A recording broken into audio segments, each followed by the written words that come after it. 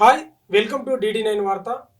ఈరోజు జనసేన అధినేత Pawan Kalyan, AP deputy CM Pawan Kalyan గారి 54వ పుట్టినరోజు.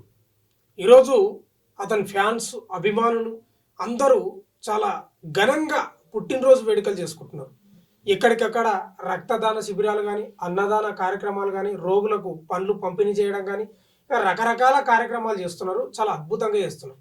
ఎందుకంటే పవన్ కళ్యాణ్ ప్రముఖంగా ఎంతోమంది ఫ్యాన్స్ను కలిగి ఉన్నాడు.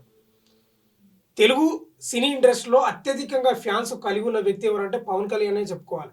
అటు రాజకీయంగా కూడా చాలా అద్భుతమైన 100% స్ట్రైక్ రేటుతో మొన్న సీట్లు కూడా గెలిచిండు. మీకు అందరికీ తెలిసిన విషయమే. ఏపీ డిప్యూటీ సీఎంగా చాలా అద్భుతంగా బాధ్యతలు కూడా నిర్వహిస్తాడు. అందులో భాగంగా ఈరోజు పుట్టినరోజు జరుపుకుంటున్న అభిమానులు ఆయన పేరు మీద ఎన్నో సేవా కార్యక్రమాలు చేస్తున్నారు. ఎంతో అద్భుతంగా మనకు ముసలి వాళ్ళకు కానీ, లేకపోతే రోగులకు కానీ ఎక్కడైనా సమస్యలు ఉంటే అక్కడ వెళ్ళి ఆయన పేరు మీద ఈరోజు ఎన్నో కార్యక్రమాలు చేస్తున్నారు. అందులో భాగంగా రక్తదాన శిబిరాలు కూడా ఏర్పాటు చేస్తున్నారు. ఒకసారి మనం చూసుకుంటే అంటే ఏపీలో అంతే ఫ్యాన్స్ ఉన్నారు, తెలంగాణలో కూడా అంతే ఫ్యాన్స్ ఉన్నారు. ఓ రకంగా ప్రపంచవ్యాప్తంగా ఉన్నారు. ఓ రకంగా మనం చూసుకుంటే కేపీహెచ్బి కాలనీలో రక్తదాన శిబిరం ఏర్పాటు చేసినారు. ప్రముఖంగా ఒకసారి చూద్దాం ఆ వార్త.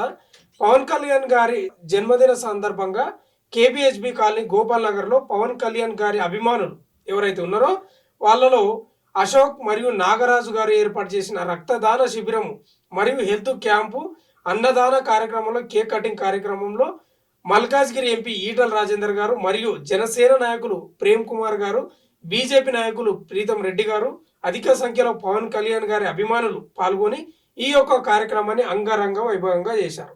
అంటే ఓ రకంగా తెలంగాణలో కాదు ఎక్కడైనా అభిమానులు పవన్ కళ్యాణ్కి చాలా ఉన్నారు. అన్నదాన కార్యక్రమాలు, రక్తదాన శిబిరాలు, పండ్లను పంపించేయడం, దుప్పట్లు పంపించేయడం, లేకపోతే రకరకాల కార్యక్రమాలు చేస్తున్నారు. కేబిహెచ్పిలో కూడా రక్తదాన శిబిరం ఏర్పాటు చేసిండ్రు అశోక్ మరియు నాగరాజు ఆధ్వర్యంలో. దానికి జనసేన నాయకులు కానీ, స్థానిక ఎంపీ ఈటల రాజేందర్ కూడా హాజరయ్యాడు.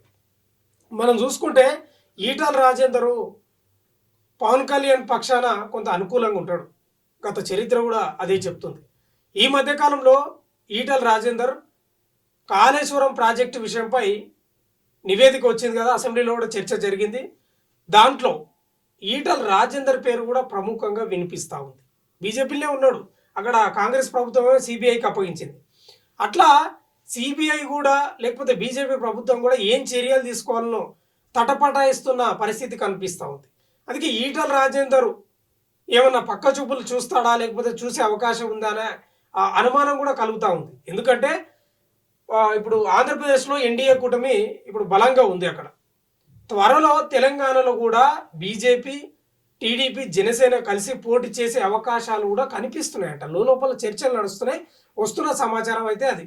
అందుకే ప్రముఖంగా ఈటల రాజేందర్ను సంప్రదించిండ్రు అనే వార్తలు కూడా వస్తున్నాయి. ఎంతవరకు నిజమో తెలియదు, కానీ అందులో భాగంగానే ఈరోజు పవన్ కళ్యాణ్ గారి అభిమానులు పిలుపు మేరకు ఈటల రాజేందర్ గారు కూకట్పల్లి కేబిహెచ్బి కాలనీకి వచ్చిండ్రు. రక్తదాన శిబిరాన్ని ప్రారంభించడం, అన్నదాన కార్యక్రమంలో పాల్గొనడం, రకరకాల కార్యక్రమాల్లో పాల్గొన్నాడు. ఎందుకంటే ఈటల రాజేందర్ బీఆర్ఎస్ నుంచి కేసీఆర్ గెంటి వేసిన తర్వాత అటు కాంగ్రెస్లో చేరాలన్నా, బీజేపీలో చేరాలన్నా తటపటాయించినప్పుడే. కానీ చివరికి బీజేపీలో చేరి ఉప ఎన్నికల్లో గెలిచిండు. మొన్న సార్వత్రిక ఎన్నికల్లో ఎమ్మెల్యేగా ఓడిపోయిండు. మళ్ళీ మల్కాజ్గిరి నుంచి ఎంపీగా గెలిచిండు. కానీ ఈ మధ్యకాలంలో ఈటల రాజేందర్ బీజేపీ పార్టీలో ఇమ్మడలేకపోతున్నాడు అనే ఒక చర్చ నడుస్తుంది.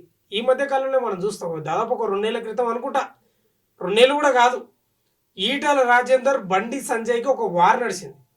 ఒక తీవ్ర వ్యాఖ్యలు చేసుకున్న పరిస్థితి కూడా కనిపించింది మనకు. ఒక్కసారి అధిష్టానం కూడా కొంచెం సీరియస్ అయిన పరిస్థితి. ఈటల రాజేందర్ అసలు ఉండడా, ఇమిడడా బీజేపీ పార్టీలో అనే సందేహాలు కూడా వ్యక్తమైన పరిస్థితి కనిపిస్తుంది. అందుకే మరి అక్కడ పవన్ కళ్యాణ్ గారు ఏమైనా సంప్రదించిండ్రా ఈటల రాజేందర్ గారిని అనేది కూడా ఒక క్వశ్చన్ మార్క్గా కనిపిస్తూ ఉంది. ఎందుకో చురుగ్గా పాల్గొంటున్నాడు.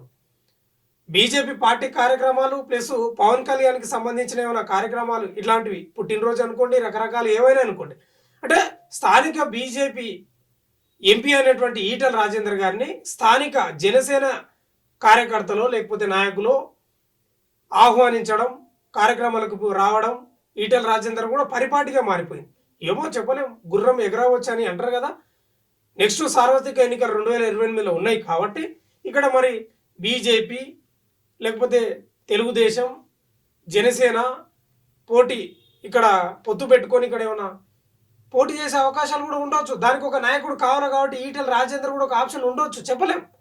అట్లా ఈటల రాజేందర్ ఇష్యూ అయితే ఇప్పుడు ఓ రకంగా జనసేనకి ఏమైనా దగ్గర అవుతున్నాడా, లేదా ఇండియా కూటమికి అంటే టీడీపీకి ఈ కూటమికి ఏమైనా దగ్గర అవుతున్నాడా, భవిష్యత్తులో ఏమైనా నాయకత్వం వహించే అవకాశం ఉందా అనే ప్రశ్నలు కూడా లేవనెత్తుతున్నాయి. సరే, ఏదేమైనా పవన్ కళ్యాణ్ యొక్క బర్త్డేలో పాల్గొనడం కూడా కొంత చర్చనీయాంశంగా మారింది.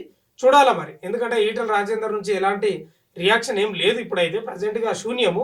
భవిష్యత్తులో ఉండే అవకాశం ఉందో లేదో మనం వేచి చూడాల్సిన అంశం అయితే ఉంది. చూద్దాం ఏం జరగబోతుందో.